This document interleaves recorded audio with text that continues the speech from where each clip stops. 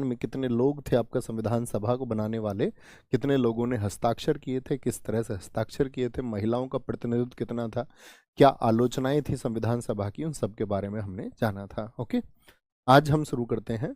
Note बनाएंगे, बड़ा अच्छा सा लिखेंगे, संविधान की समितियां। कोई बता सकता है मुझे संविधान को लिखने के लिए जो कमेटीज बनाई गई उनकी संख्या कितनी थी? संविधान की समितियां, कुल कितनी समितियां थी? दिल्ली पुलिस में बड़ा अच्छा क्वेश्चन पूछा गया था ये 2020 की परीक्षा में। कमिटीज ऑफ कॉन्स्टिट्यूशन,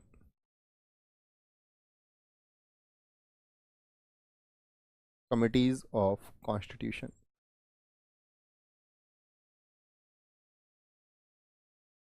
लिखेंगे। संविधान निर्माण के लिए बताया किसी ने 7 बताया, किसी ने 13 बताया, किसी हमारे साथी ने 21 उत्तर दिया है, किसी हमारे साथी ने 284 आंसर दिया है, किसी हमारे साथी ने बताया है 299 कमेटीज बनाई गई थी, और इसमें से बहुत कम बच्चों का एक सही उत्तर है, और वो सही उत्तर क्या है उसको देखते हैं, नोट करिए। संविधान निर्माण के लिए आप अक्सर समितियां पढ़ते हैं, लेकिन ये पॉइंट जो सबसे महत्वपूर्ण और परीक्षा में भी पूछा जा चुका है, आप मिस कर जाते हैं। संविधान निर्माण के लिए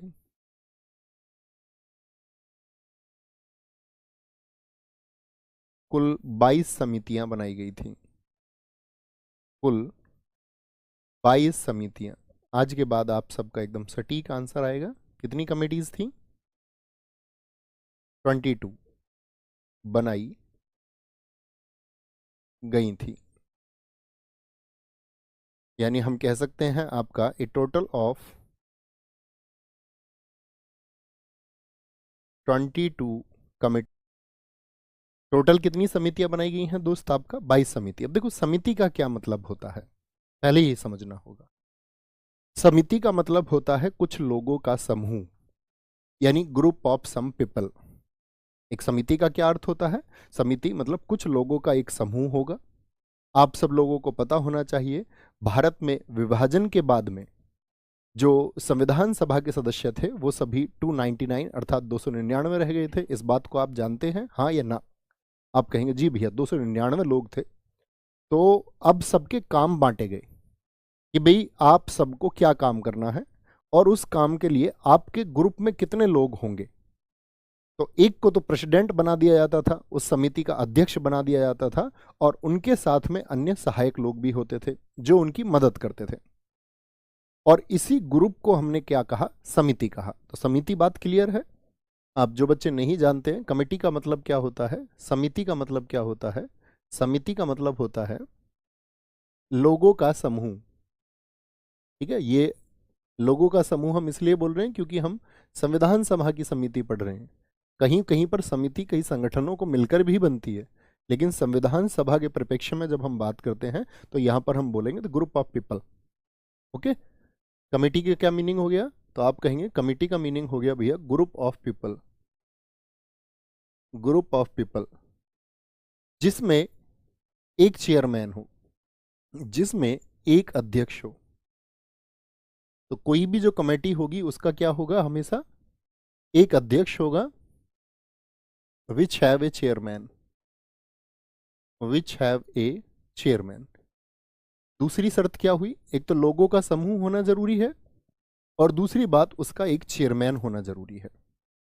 तो जब सबको उनके काम डिस्ट्रीब्यूट किए गए कि भाई आपको ये काम करने हैं, तो उनको कौन कौन से काम दिए गए, और उस कमेटी का चेयरमैन किसको बनाया गया, ये एग्जाम में बहुत पूछा जाता है, सीधे सीधे क्वेश्चन बनता है। तो यहां पर आपको जानना है, ये जो 22 समितियां बनाई गई, इन 22 समितियों में 8 बिग कमेटीज थी, 8 बड़ी समितियां थी। कभी भी पूछेगा बड़ी समितियां कितनी थी? बड़ी समिति से मतलब क्या लोगों की संख्या ज्यादा होना? नहीं, मतलब उनके कार्य विशेष थे, बड़े कार्य, यानी बड़ा कार्यभार उनको सौंपा गया। और आपका 14 जो थी वो छोटी समितियां थी, 14 छोटी समितियां थी। यानी स्मॉल कमिटीज कितनी थी? आपका 14, और बिग कमिटीज कितनी थी? वो आपका 8 थी। ये बात याद रखेंगे, यहां तक कोई दिक्कत नहीं है। यहां पर एक बात लिखेंगे, सबसे पहले हम समितियों को शुरू करते हैं क्रमवार तरीके से। पहले हम 8 बड़ी समितियों को पढ़ेंगे, ठीक है, उनके चेयरमैन कौन थे, और फिर हम 14, सारी कमिटीज बहुत इंपॉर्टेंट नहीं है, उन 14 में से 8 आपका कौन सी जो आपका छोटी समिति है कौन कौन सी महत्वपूर्ण है, उन पर हम आज की क्लास में प्रकाश डालने वाले हैं। ठीक है, बड़े ध्यान से पढ़ना, लिखेंगे, बड़ी समितियों को शुरू करेंगे, लिख लीजिए बिग कमेटीज, बड़ी समितियां। बहुत प्रश्न पूछते जाते हैं यहां से, बड़ी समितियां, बिग कमेटीज।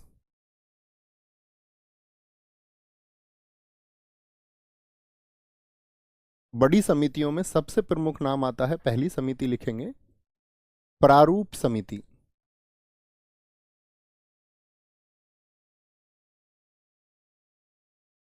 प्रारूप समिति, जिसका एक अन्य नाम मसौदा समिति भी है, मसौदा समिति।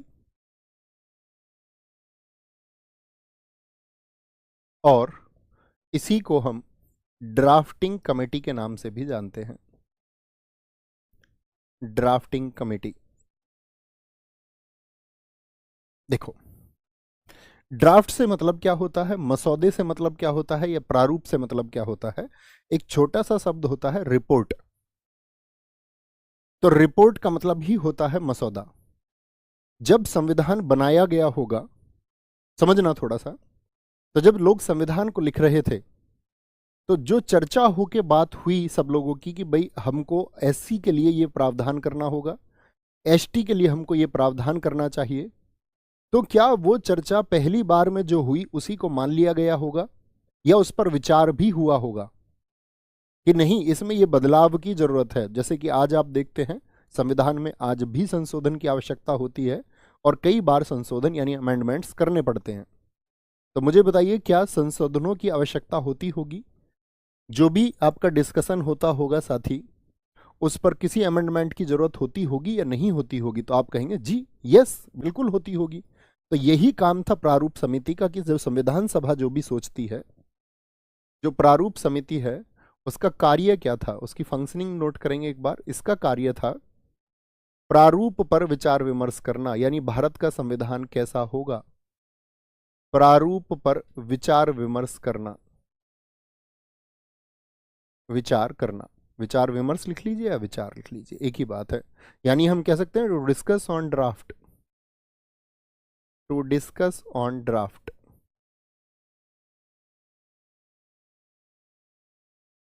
यानी जो भी हमारे संविधान के मूल्य हैं, जैसे मैंने आपको बताया था, मुझे बताइए जो आपका उद्देश्य संकल्प था, या जिसको हम ऑब्जेक्टिव रिजोल्यूशन के नाम से जानते हैं, उद्देश्य प्रस्ताव, वो संविधान सभा की कौन सी बैठक में पेश किया गया था? तो वहां पर ये बातें की गई थी कि भाई हमारा संविधान कैसा होना चाहिए, उसके मूल्य क्या होने चाहिए। तो फिर बाद में प्रारूप का मतलब यही था कि हम उन मूल्यों पर खरे उतर पाते हैं या नहीं। यानी हमारे संविधान की जो प्रस्तावना आज आप पढ़ते हैं, जैसे कहीं पर एक शब्द आया आपका कि हम भारत को लोकतंत्रात्मक, तो कहीं ऐसा तो नहीं है कि कोई अनुच्छेद भारत के लोकतंत्र की जो परिभाषा है उसको कहीं अवहेलित करता हो, या उसकी कहीं पर अवहेलना तो नहीं हो रही है।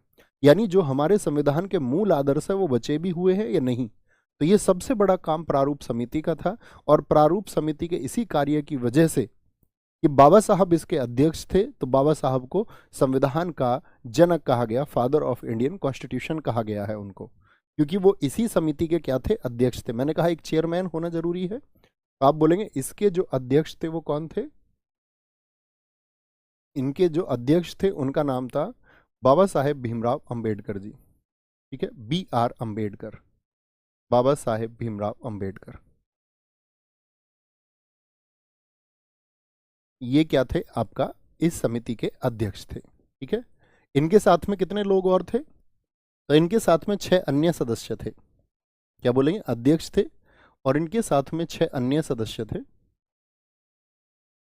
कुल मिला के कितने लोग हुए? कभी भी पूछा जाएगा ड्राफ्टिंग कमेटी में कुल कितने लोग थे, तो अध्यक्ष प्लस 1। अगर आपसे कभी भी पूछा जाए कुल सदस्य कितने थे, तो 6 नहीं लिखने हैं, कुल सदस्य आप कहेंगे total members in drafting committee were 7। अब वो 6 अन्य सदस्य कौन थे, ये भी महत्वपूर्ण बात है, तो उनको भी नोट करिए, उनके नाम भी अक्सर पूछ ले जाते हैं, परीक्षा में प्रश्न आता, निम्न में से कौन प्रारूप समिति का सदस्य नहीं था? तो 6 अन्य सदस्य कौन कौन है उनको भी नोट करेंगे। तो पहला नाम जो उसमें आता है आपका पहला नाम आता है आपका, अगर हम बात करें किनका, कन्हैया लाल मणिक लाल मुंशी, के एम मुंशी जिनको हम कहते हैं, कन्हैया लाल मणिक लाल मुंशी, मुंशी। दूसरे व्यक्ति थे आपका, याद आसानी से कर सकते हैं आप इनको, अल्लादी कृष्णा स्वामी अय्यर, अल्लादी कृष्णा स्वामी, कृष्णा स्वामी अय्यर। तीसरे व्यक्ति थे इसमें सैयद मोहम्मद सादुल्ला, सैयद मोहम्मद सादुल्ला। इनके लिए नोट कर लेना, ये असम के पहले पीएम भी हैं। असम के पहले पीएम कौन थे? पीएम बोले तो भैया प्राइम मिनिस्टर, जी हाँ, आप सबको पता होना चाहिए। 1937 में साथी आपका प्रांतीय चुनाव हुए थे, तो वहां पर असम के पीएम चुने गए थे, लेकिन उसके बाद में तो पूरे भारत के लिए एक पीएम होने लगा था, तो 1947 में इस पद को खत्म कर दिया गया था। ओके, लेकिन कभी भी पूछा जा सकता है असम के पहले पीएम कौन थे, ठीक है। एन गोपाल स्वामी आयंगर, गोपाल स्वामी आयंगर ये चौथे सदस्य थे इसमें।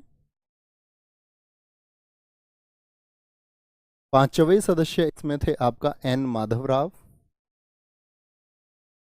एन माधवराव। और छठवें सदस्य इसमें थे साथी आपका टी कृष्णमाचारी, टी कृष्णमाचारी। देखेंगे, देखो ये जो दो लोग हैं एन माधवराव और टी कृष्णमाचारी, ये शुरुआत में जब प्रारूप समिति बनाई गई थी तब उसके सदस्य नहीं थे। इन्होंने दो लोगों का स्थान लिया, और वो दो लोग कौन थे, याद रख लेना, एन माधवराव और टी कृष्णमाचारी। एन माधवराव तो बीएल मित्र की जगह आए थे, बीएल मित्रा भी उनको हम बोलते हैं, बीएल मित्रा की जगह। क्यों भैया? क्योंकि बीएल मित्रा जी जो थे साथी, इन्होंने अपने स्वास्थ्य कारणों की वजह से क्या कर दिया था, इन्होंने त्यागपत्र दे दिया था, रिजाइन कर दिया था कि भाई मैं संविधान सभा के कार्यों के लिए असमर्थ हूं, मेरी जगह किसी अन्य व्यक्ति को चुन लिया जाए। तो एन माधवराव चुने गए, और टी कृष्णमाचारी जो आए थे वो डीपी खेतान जी के आए थे, डीपी खेतान। डीपी खेतान जी को क्या हो गया था जी? डीपी खेतान जी की डेथ हो गई थी। तो इनकी क्या हो गई थी बोलेंगे? डीपी खेतान जी की डेथ हो गई थी मृत्यु की वजह से। तो शुरुआती दो लोग बीएल मित्रा और डीपी खेतान थे, लेकिन इन्होंने रिजाइन कर दिया और इनकी डेथ हो गई। तो इनके अलावा ये 6 सदस्य और अध्यक्ष बाबा साहब भीमराव अंबेडकर थे। देखो सारे नाम आप ध्यान से देखिए, कभी भी जब आपसे प्रश्न पूछा जाएगा इनमें से कौन प्रारूप समिति का सदस्य नहीं है, तो आपको एक बात ध्यान देखनी है यहाँ पर कि सबके नाम के में भगवान कृष्ण जी का नाम आता है या किन्हीं भगवान जी का नाम आता है, और जो दो लोग अलग हो गए उनके नाम में कब कहीं भगवान जी का नाम नहीं आता है। ध्यान से देखेंगे, जैसे बाबा साहेब भीमराव अंबेडकर, अंबे एक नाम आ रहा है, अंबे देवी हैं। कन्हैया लाल मणिक लाल मुंशी, कन्हैया किन का नाम है? भगवान कृष्ण जी का नाम है। अल्लादी कृष्ण स्वामी अय्यर, कृष्ण जी का नाम है। सैयद मोहम्मद सादुल्ला, जो आपका साथी मुस्लिम लोग होंगे तो वो यहाँ पर देख सकते हैं मोहम्मद और आपका अल्लाह दो शब्द आ रहे हैं, जो कि धार्मिक नाम है आपके। गोपाल किनको बोलते हैं? कृष्ण जी को बोलते हैं, गोपाल स्वामी आयंगर। माधव किनको बोलते हैं? एन माधवराव, कृष्ण जी को कहते हैं। और टी कृष्णमाचारी, यहाँ कृष्ण जी का नाम लिखा हुआ है। तो ये आपका थोड़ी देर के लिए आप इन चीज़ों को याद रख सकते हैं, और हमेशा परीक्षा में इस बात को रिलेट करके रखेंगे। याद रहेगा? आया मजा? फिर से फोकस करिए। सिर्फ दो नाम थोड़े कठिन होंगे, बाबा साहब भीमराव अम्बेडकर सब लोग जानते ही ना, तो यहाँ पर सैयद मोहम्मद सादुल्ला, तो मोहम्मद और अल्लाह जो लोग इनको मानते हैं तो उनके लिए वही ईश्वरीय रूप है, ठीक है। कृष्णा स्वामी, कन्हैया लाल, गोपाल, माधव और कृष्ण, दो लोग जो अलग हो गए उनके नाम में आपको देखेगा कृष्ण जी का नाम कहीं भी नहीं है। बात क्लियर है? कोई दिक्कत यहाँ तक की बात में? किसी भी दोस्त को कोई परेशानी? अच्छा, अगली बात पर आते हैं। अब यहाँ पर ये सदस्य याद रहेंगे, तो सदस्यों की बात करते हैं। इनका काम क्या था? प्रारूप बनाने का। देखो नोट करना, संविधान का पहला प्रारूप, the first draft of constitution, पहला प्रारूप किसने बनाया था? फटाफट से आंसर करें। तो आप लिखना बी एन राव ने बनाया था, B N Rao. First draft of, कभी भी प्रारूप